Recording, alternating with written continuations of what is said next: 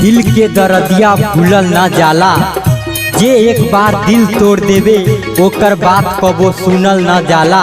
सब मतलबी बेवफा बारी सन, अब केहू से दिल लगावल ना जाला। निंदिया बिना अखिया में केहू याद आवे रतिया में। निंदिया बिना अखिया में केहू याद आवे रतिया में। भुला दी कैसे उनके जे बसल बारे छतिया में। भुला दी कैसे उनके जे बसल बारी छतिया में।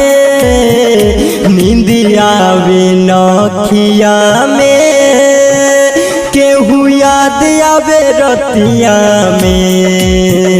निंदिया बिना अखिया में।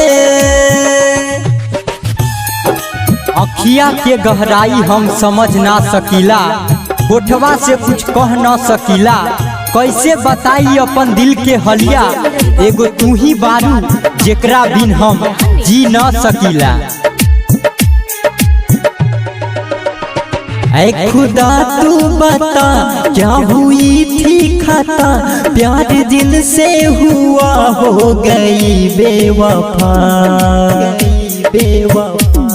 गई बेवफा। ऐ खुदा तू बता क्या हुई थी खता, प्यार दिल से हुआ हो गई बेवफा।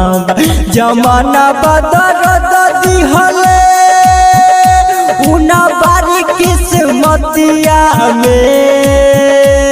जमाना बदल दिहले उना बारी किस्मतिया में। निंदिया बिना अखिया में केहू याद आवे रतिया में। निंदिया बिना अखिया में। दर्द देके दर्द बढ़ावल ना जाला, दीप जला के दीपक बुझावल ना जाला। प्रेम कितनो बढ़ी पर बेगाना ना होई, दिल लगा के दिल हटावल ना जाला।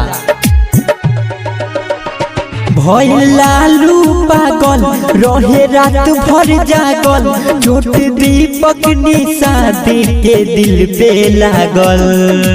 दिल पे लागल, दिल पे लागल। लालू पागल रहे रात भर जागल, चोट दीपक निशादी के दिल पे लागल। तो जाने छोड़ी चले गईली उना मनली हमर बतिया के। तो जाने छोड़ी चले गईली उना मनली हमर बतिया के। निंदिया बिना अखिया में केहू याद आवे रतिया में। निंदिया बिना अखिया में।